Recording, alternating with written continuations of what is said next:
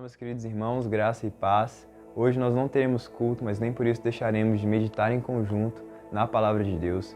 Hoje eu gostaria de trazer para vocês uma palavra baseada na parábola do Filho Pródigo. E por quê? Porque essa é uma das principais parábolas do ministério de Jesus. Por meio dela, Jesus nos revela o tamanho do perdão que eu e você recebemos de Deus. Como ele explica isso? Bom, primeiro ele explica o tamanho de rejeição que eu e você tínhamos com Deus. A parábola começa contando sobre um filho pródigo, um filho mais novo, que pede a sua herança, que ele tinha por direito, ao seu pai. Ele pede que o pai antecipe aquela herança antes da morte dele.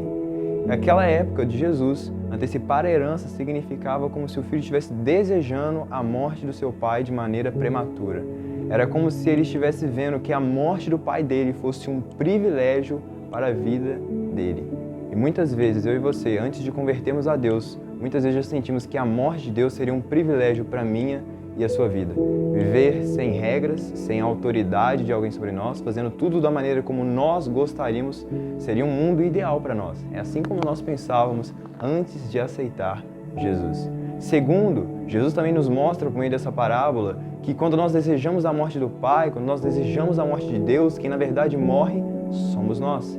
Porque assim que o filho pródigo toma posse daquela herança precipitada que ele pega e parte para uma terra distante e começa a viver uma vida dissoluta, uma vida desperdiçando tudo que tinha, sem pensar no dia de amanhã, e de repente ele perde toda a sua herança, ele perde todos os seus bens e acaba em profunda miséria. Acaba dependendo de cuidar de porcos para poder sobreviver, e em um dado momento ele estava tão vazio de si que ele olha para os porcos comendo lavagem e ele deseja comer daquela comida também. Mas um outro contexto histórico importante daquela época de Jesus é que o porco ele era um animal considerado altamente impuro pelo judeu. Ele era considerado um animal assim totalmente desprezado pelo judeu. E quando o filho pródigo olha para aquele animal e deseja a comida dele, é como se ele estivesse se sentindo tão impuro quanto aquele animal.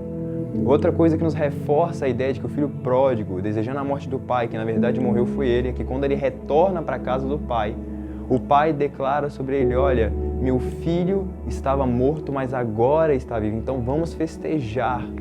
Ou seja, muitas vezes quando eu e você desejamos a morte de Deus, viver uma vida de total liberdade, uma vida onde o pecado vem nos trazer satisfação, na verdade quem acaba morrendo somos nós acabamos presos nessa cadeia que é o pecado e acabamos percebendo que a nossa alma parece que ela está se alimentando de lavagem, como se nós fôssemos pessoas totalmente impuras. Mas graças a Deus, Jesus também nos revela algo muito importante nessa parábola. Quando o filho pródigo percebe que ele estava totalmente vazio de si, estava dependendo de lavagem para poder sobreviver e lembra da vida que ele tinha com o pai dele, ele deseja retornar para o pai, nem que fosse pelo menos como um trabalhador na casa dele. Então ele vai até o pai com um discurso já preparado para poder pedir desculpas, e quando ele chega perto da casa do pai, ele é recebido com o pai correndo para os seus braços. E aqui nós temos uma revelação muito importante, porque quando o filho pródigo chega e o pai corre até ele, isso revela que antes mesmo do filho decidir ir até o pai já estava o esperando com grande expectativa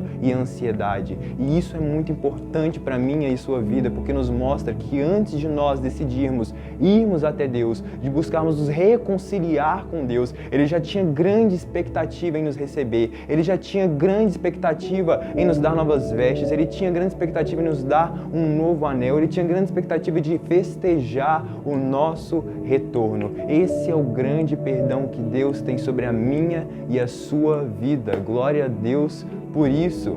Mas um personagem muito importante dessa parábola é o irmão mais velho do filho pródigo.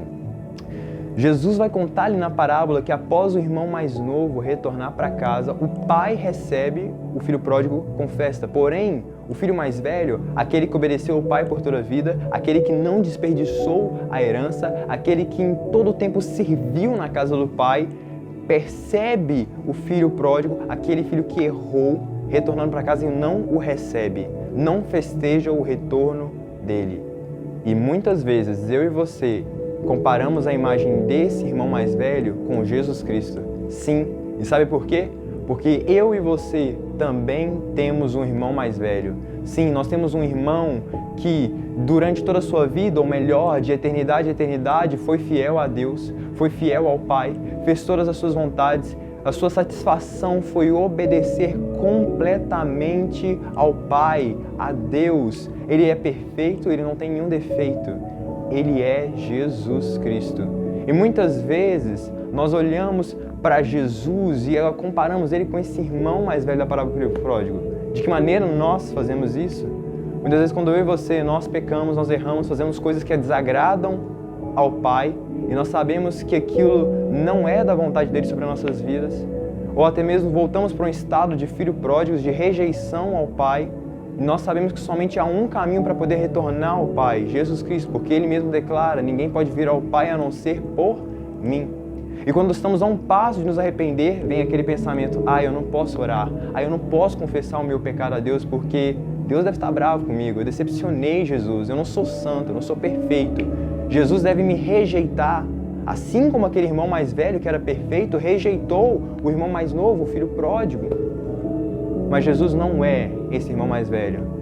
Jesus, ele é o irmão mais velho da minha e da sua vida, que antes de eu e você decidirmos irmos à casa do Pai, ele foi atrás de nós. E ao nos encontrar em tamanha miséria, dependendo de lavagem para comer, ao perceber que nós gastamos a nossa herança e que adquirimos para nós dívidas, ele decidiu pagar com sua herança as nossas dívidas. E ao perceber que não tínhamos o que de comer, ele partiu conosco o pão da vida. E se percebeu que nós não tínhamos roupas para vestir, ele partiu. Ele se despiu de suas vestes e partiu suas vestes conosco. A palavra de Deus diz que se nós somos filhos, nós também somos herdeiros e co-herdeiros com Cristo. Porque Cristo, ao perceber que nós abrimos mão da nossa herança, que nós desperdiçamos ela, ele decidiu repartir a sua herança conosco para que nós pudéssemos voltar ao nosso estado de filhos. Esse é o irmão mais velho que eu e você temos sobre nossas vidas e é por isso que nós podemos chegar a ele com ousadia e confiança de que se nós nos arrependermos, seremos aceitos e completamente perdoados. Nós estaremos de volta à casa do Pai, nós teremos novamente aquela vida de filhos. Por isso, eu e você não precisamos, após pecar, guardar para nós os nossos pecados. Nós temos um fiel advogado, nós podemos confessar a Ele. Nós temos um fiel irmão mais velho para nos aconselhar e nos capacitar a nunca mais pecarmos e sermos perfeitos, como Ele é perfeito. Porque essa é a vontade dEle, do Pai e do Espírito sobre a minha e a sua vida. Amém?